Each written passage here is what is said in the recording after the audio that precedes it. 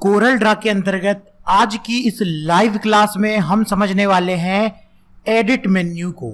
Edit menu से related पूरे option complete आज की इस क्लास में हम आपको समझाने वाले हैं, जो कि एग्जाम के लिए भी इम्पोर्टेंट है और प्रैक्टिकली भी इम्पॉर्टेंट है। कहीं भी आप वर्क करेंगे कोरल ड्रा में, आप उससे कोई ग्राफिक डिजाइनिंग करेंगे, आप पंपलेट बनाएंगे, फ्लैक्स बनाएंगे, किसी भी प्रकार की आप वेब डिजाइनिंग में इसका इस्तेमाल कर रहे होंगे, तो इन एडिट मेन्यू के अंतर्गत दिए गए ऑप्शन का इस्तेमाल आपको करना होगा। तो एक चीज बस आपको ध्यान रखना है कि वीडियो को पूरा देखना है। वीडियो को यदि आप पूरा देखेंगे तभी आपको कुछ वैल्यू मिलेगी, तभी आप कुछ समझ पाएंगे और परीक्षा की अच्छी तैयारी आपकी हो पाएगी और कोरल में आप मास्टर बन पाएंगे। तो वीडियो को पूरा देखना, बीच में स्किप मत करना, तब पूरा कंटेंट आपको अच्छे तरीके से समझ में आएगा। इसके पिछली क्लास में हमने फाइल मेन्यू के बारे में और कुछ हमने कोरल ड्रा में जो भी ऑप्शन हमने समझाए हुए थे, उसमें हमने कोरल ड्रा के एक पुराने वर्जन कोरल 11 में आपको बतलाया था, जिसको हमने यहां पर ओपन करके रखा हुआ है। ठीक है, ये कोरल 11 वर्जन है। लेकिन अब हमने कोरल ड्रा का सबसे एडवांस वर्जन कोरल ड्रा 2020, ठीक है, इंस्टॉल कर लिया है, ताकि आपको लेटेस्ट सॉफ्टवेयर में सिखाया जा सके। कैसे इसको इंस्टॉल करना है, बहुत ही आसान है।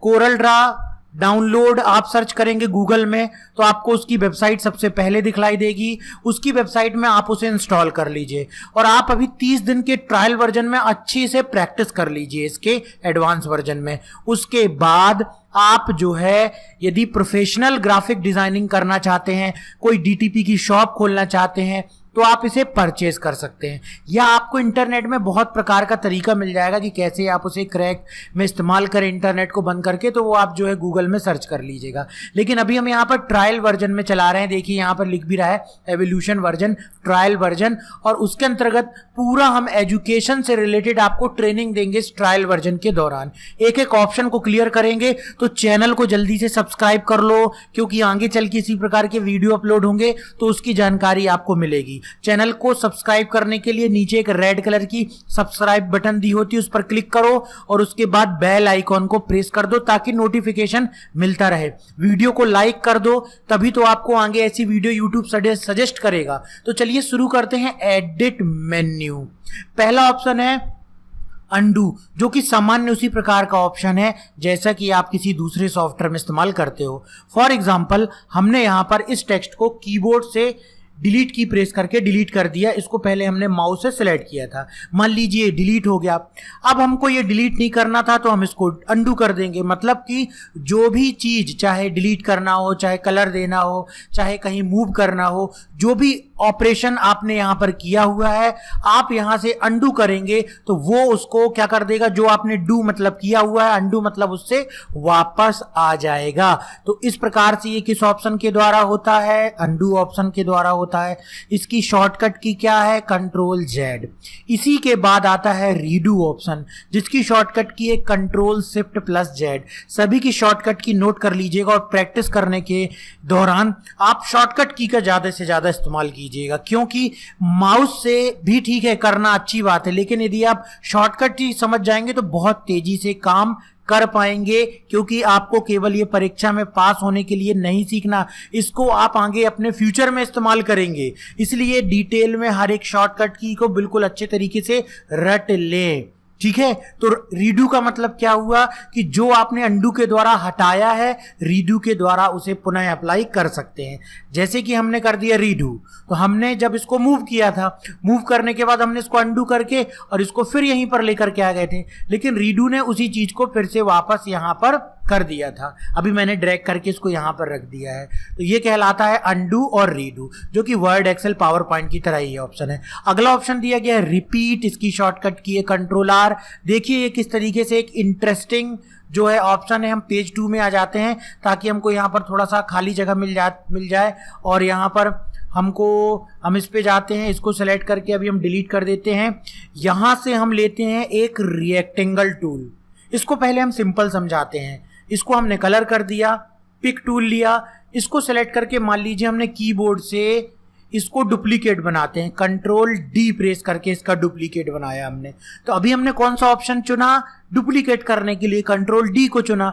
अब यदि इसी कंट्रोल डी किए गए ऑप्शन को, इसी ऑब्जेक्ट को यदि हमको बार बार डुप्लीकेट बनाना है तो हम कंट्रोल आर प्रेस करेंगे, तो जो भी ऑपरेशन आपने अभी किया हुआ है वो बार बार रिपीट हो जाएगा। तो किसी इस्तेमाल की गई कमांड को बार बार रिपीट करने के लिए किसका इस्तेमाल किया जाता है, रिपीट ऑप्शन का इस्तेमाल किया जाता है। और जो भी ऑप्शन आप इस्तेमाल कर रहे होते हैं वो देखिए यहां पर लिख करके भी आ जाता है। आपने डुप्लीकेट का इस्तेमाल किया था तो ये आ गया ऑप्शन रिपीट डुप्लीकेट, मतलब आप डुप्लीकेट को बार बार रिपीट करना चाहते हो। इसकी शॉर्टकट की कंट्रोल आर भी होती है, जैसे कि हमने कीबोर्ड से प्रेस करके अभी बार बार डुप्लीकेट जो है रिपीट कर रहे थे। ये देखिए इस तरीके से ये रिपीट होती जा रही है। इसको थोड़ा सा और अच्छे तरीके से इस्तेमाल करते हैं। देखिए किस तरीके से हमने यहाँ पर एक जो रेक्टेंगल बनाया हुआ था, इस रेक्टेंगल पर हमने क्लिक किया। देखिए इस तरीके से इसको राउंड करने के लिए इस पे कॉर्नर में ये एरो बन गया। इसको हम जो है यहां पर लेकर के आ गए। अब जब हम इसको रोटेट करेंगे ना तो ये इसके अंतर्गत इस तरीके से घूमेगा। सेंट्रल पॉइंट को हम नीचे रख दिया तो ये ऐसे करके घूमेगा।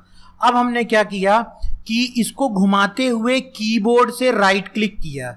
इसको घुमाते हुए देखिए ये इस तरीके से रखा हुआ है, ठीक है। इसको हमने क्लिक किया और ये हम इसको घुमाते हुए कीबोर्ड से कर देंगे राइट क्लिक प्रेस। तो ये क्या हो गया, इस ऑब्जेक्ट का डुप्लीकेट बन गया। डुप्लीकेट बनाने की एक शॉर्टकट की क्या है, कंट्रोल डी।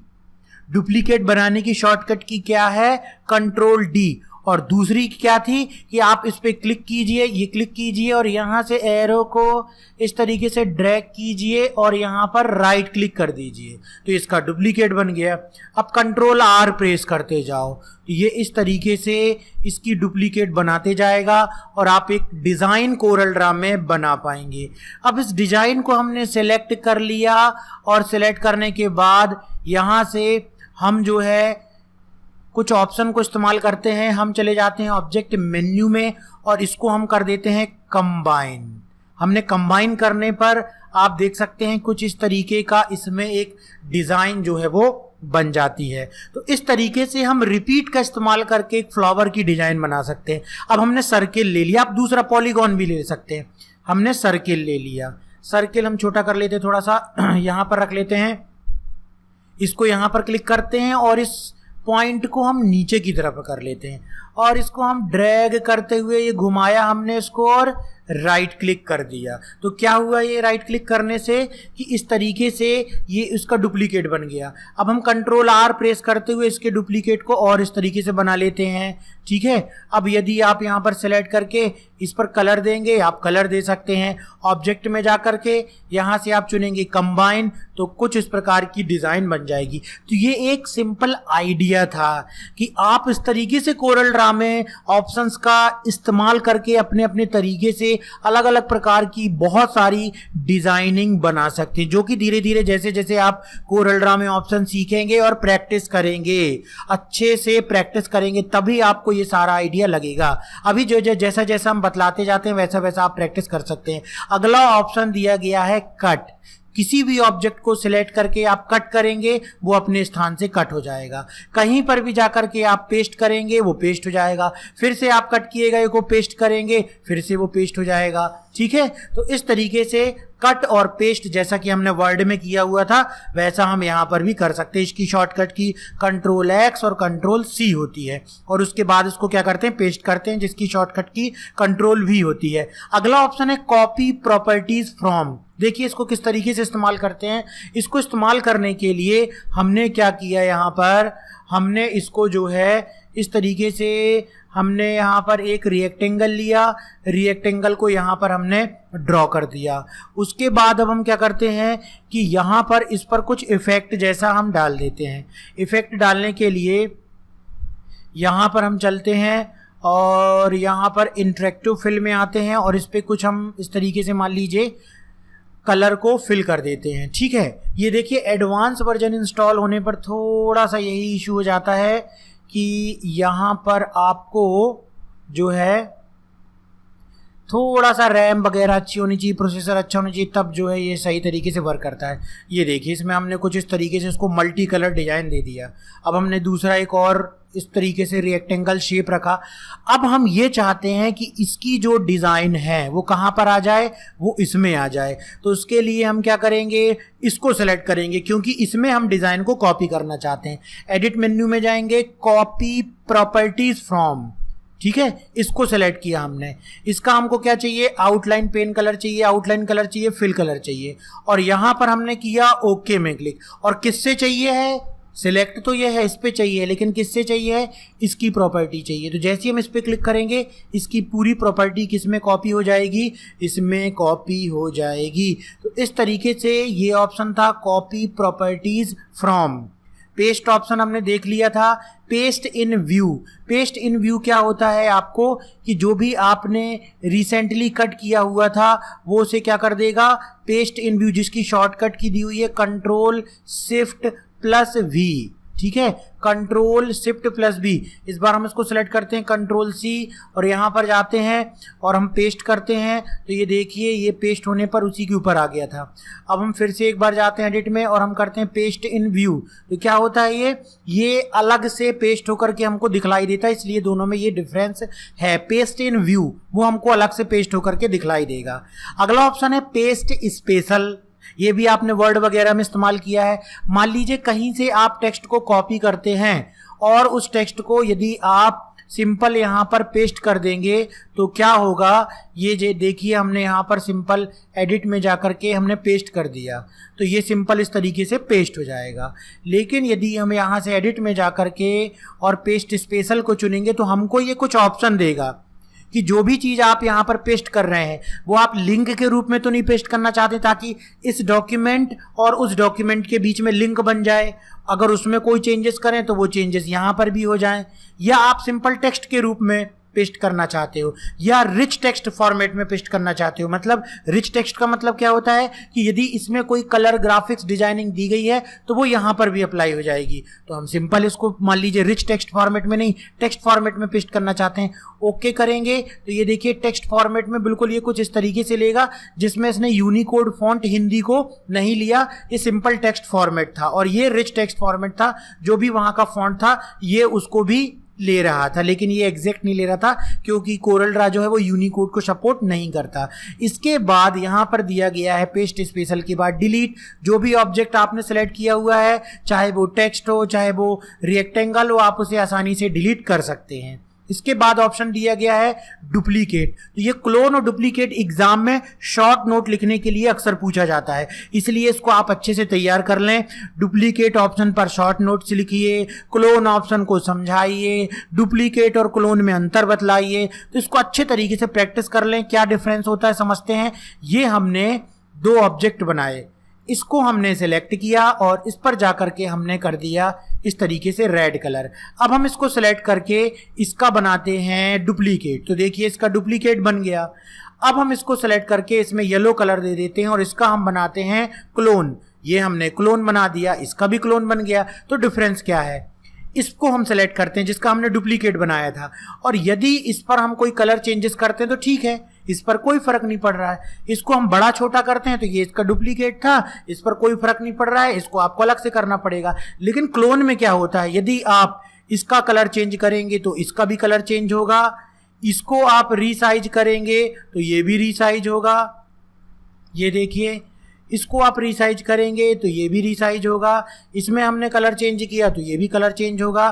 तो इस प्रकार से क्लोन और डुप्लीकेट ऑप्शन को इस्तेमाल किया जाता है। देखिए यहाँ पर इसमें थोड़ा सा आइकॉन के रूप में समझाने की कोशिश की जाती है कि आखिर ये ऑप्शन क्या है। तो शॉर्टकट की डुप्लीकेट की कंट्रोल डी होती है।